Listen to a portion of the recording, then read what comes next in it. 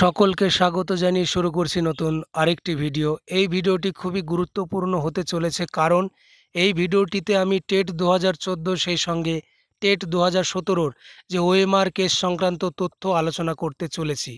তো প্রথমে আমাদের মনে একটা চিন্তা ভাবনা এসেই যায় যে ওএমআর মামলা মানেই এই প্রাথমিক টেটকে ঘিরে হয়তো টেট বাতিল হয়ে গেল, বা যে টেট থেকে নিয়োগ করা হয়েছে সেই নিয়োগ বাতিল হয়ে গেল। ব্যাপারটা কিন্তু তা নয়। চাকরি বাতিল এসএসসিতে হয়েছে, সেই সঙ্গে যদি আমরা এই প্রাথমিক টেটের ওএমআরের ব্যাপারটাও গুলিয়ে দেই, ব্যাপারটা কিন্তু এক হবে না। এটা সম্পূর্ণ আলাদা বিষয়। তো এখানে যে প্রশ্ন কটা আমি রেখেছি 1, 2, 3, এইগুলো আলোচনা করলেই কিন্তু বুঝতে পারবে যে যে ওএমআর মামলা প্রাইমারি টেটের ক্ষেত্রে হয়েছে সেটা কতটা প্রভাব পড়বে কি পড়বে না। তো প্রথমে রেখেছি যে 1 নম্বরে কোন পরিপ্রেক্ষিতে ওএমআর মামলা করা হয়েছে। 14 এবং 2017 যে টেট পরীক্ষা, সেখানে যারা ওএমআর মামলা করেছে যে পিটিশনাররা, তারা কিন্তু উত্তীর্ণই হতে পারেনি, অর্থাৎ ফেল ক্যান্ডিডেট।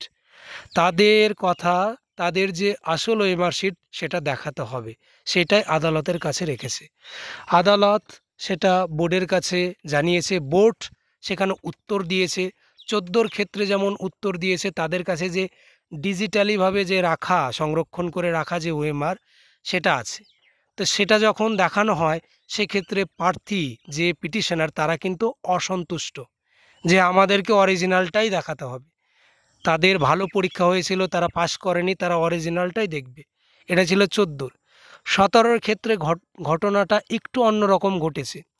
এখানে আবার একটু অ্যাডভান্স লেভেলের, অর্থাৎ যে ডিজিটালিভাবে যে 14টা রাখা ছিল এবিসিডি আকারে, 17 টেটের ক্ষেত্রে কিন্তু মিরর ইমেজের কপি ছিল, সেটা প্রোভাইড করা হয়েছে পিটিশনারকে। পিটিশনার বলতে গেলে 50% মেনে নিয়েছে, সেটা ওএমআর ঠিক, যে তার সিগনেচারটা ঠিক আছে, রোল নাম্বারটা ঠিক আছে, কিন্তু আনসার দিতে গিয়ে যে গোল পাকানো সেটা নাকি তার নয়, এ হলো তার দাবি। তাই এই কেসটা যে খুব যে হেভি ওয়েট তা কিন্তু নয়। দুটো একটা হিয়ারিং হবার পর এখন আর কিন্তু হিয়ারিং হচ্ছে না। তাই এই মামলার প্রভাব আমি 2 নম্বরে রেখেছি, যে এই যে ওএমআর মামলাটা করা হয়েছে এর প্রভাবটা কতটা পড়বে। এখানে পড়বে বলতে, যারা পিটিশনার এখানে অন্তত স্পষ্ট, তারা কিন্তু টেট বাতিল করার জন্য যায়নি। তাদের কথা, তারা পরীক্ষা ভালো দিয়েছে, অরিজিনালটা দেখলে তারা বুঝতে পারতো যে তারা পাস কেন করলো না। সেক্ষেত্রে বড় ধরনের যদি প্রভাব পড়ে, তাদেরকে পাস করিয়ে দেওয়ার অর্ডার হতে পারে, কিন্তু টেট বাতিলের অর্ডার কিন্তু হবে না। কারণ টেট বাতিল হওয়া মানে যারা পিটিশনার তাদেরও যে পরীক্ষাটা দিয়েছে, যারা 14 সালের পিটিশনার টেট, যারা 17 সালের টেটের পিটিশনার, তাদের পরীক্ষাটাও আর কোনো মূল্য রইল না।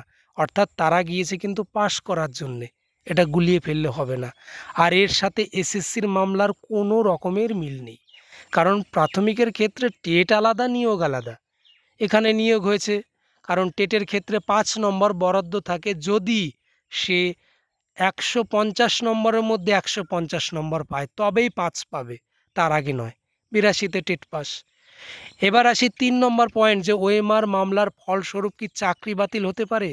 দেখো, চাকরি বাতিলটা কিন্তু বহু দূরে রয়েছে, অর্থাৎ নিয়োগ পেলেই তো চাকরি পায়, তাই নিয়োগটা কিন্তু সম্পূর্ণ আলাদা, আর টেটটা কিন্তু সম্পূর্ণ আলাদা।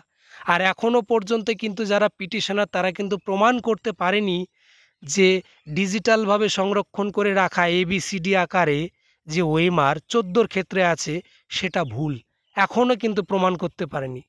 আবার এই দিকে যারা 17 পিটিশনার, তাদের যে মিরর ইমেজের কপিটা দেওয়া হয়েছিল সেটা যে সম্পূর্ণ ভুল, সেটাও কিন্তু প্রমাণ করতে পারেনি। সুতরাং এখানে প্রমাণ যদি না করতে পারে, আমি বললাম বড় জোরে এখানে একটা অর্ডার দিতে পারে, এদেরকে পাস করিয়ে দাও। টেট বাতিলের কোনো প্রসঙ্গই আসে না এখানে। যেখানে এসএসসির ক্ষেত্রে হয়েছে আর এক রকম, সেখানে একটা নিয়োগে একবারই পরীক্ষা হয়, আর প্রাথমিক টেট সেই সঙ্গে আপার প্রাইমারি টেট যেগুলো টেট পরীক্ষা, সেখানে একটা টেট পাস করে কিন্তু যতদিন যাবৎ বয়স থাকবে, চাকরি করার বয়স, ততদিন যদি 10টা নিয়োগ বের হয়, সে একটা পরীক্ষা থেকেই কিন্তু দেওয়া যায়।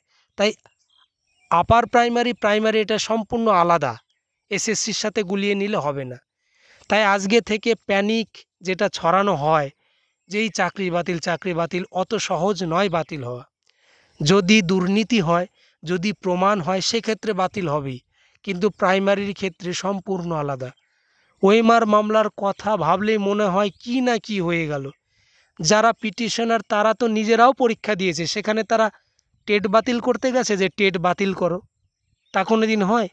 তারা বলছে যে টেটটা ঠিকই আছে কিন্তু আমাকে পাস করাতে হবে, বা আমি যে ওএমআরটা দেখানো হচ্ছে বোর্ডের তরফ থেকে সেটা আমি স্যাটিসফাই নই। এই তো বিষয় নিয়ে কেস করা। তাই অনেকে অনুরোধ করেছিল যে দাদা টেট 2014 বা 17 যে ওএমআর মামলা সেই সম্পর্কে একটা ভিডিও বানাও, তো আমি বানিয়ে দিলাম। কোনো রকম টেনশন নেই। আর যারা যারা কর্মরত আছেন 14 টেট থেকে বা 17 টেট থেকে ইন সার্ভিস, সেই সমস্ত শিক্ষক বা শিক্ষিকা যারা আছেন, কোনো রকমের মানে এক কথায় বলতে গেলে প্যানিকে পা না দেওয়াই ভালো। কারণ এসএসসির গ্রুপ সিডি এগুলো সম্পূর্ণ আলাদা। একটা করে নিয়োগ হবে, একটা করে পরীক্ষা হয়। সেই ব্যাপারটার সাথে এটা মিলালে হবে না। এটা একটা জাস্ট একটা ক্রাইটেরিয়া টেট পরীক্ষা। যেমন 22 সালে টেট হয়েছে 2000, তার তো নিয়োগ হয়নি। তারপরে 23 সালে হয়েছে টেট পরীক্ষা, তারও তো রেজাল্ট বার হয়নি। 24 সালে হবার কথা ছিল। অর্থাৎ টেট কিন্তু একটা ক্রাইটেরিয়া। 5 নম্বর শুধুমাত্র বরাদ্দ থাকে। যেমন মাধ্যমিকে 5 নম্বর থাকে, উচ্চ মাধ্যমিকে 10 নম্বর থাকে। সেই হিসাবে ট্রেনিং থাকলে 15 নম্বর থাকে, কারণ এখন তো ট্রেনিং মাস্ট। 15 নম্বর থাকে। অ্যাপটিটিউড টেস্ট সেখানে 5 নম্বর থাকে। ইন্টারভিউর ক্ষেত্রে 5 নম্বর থাকে। এক্সট্রা কারিকুলাম সেখানে 5 নম্বর থাকে। এরকম মিলিয়ে নিয়ে 50-এর মধ্যে প্যানেল করা হয়। সুতরাং এই যে টেট বাতিল হয়ে যাবে, এই সব ছড়িয়ে লাভ নেই, অযথা বিভ্রান্তি ছড়িয়ে লাভ নেই।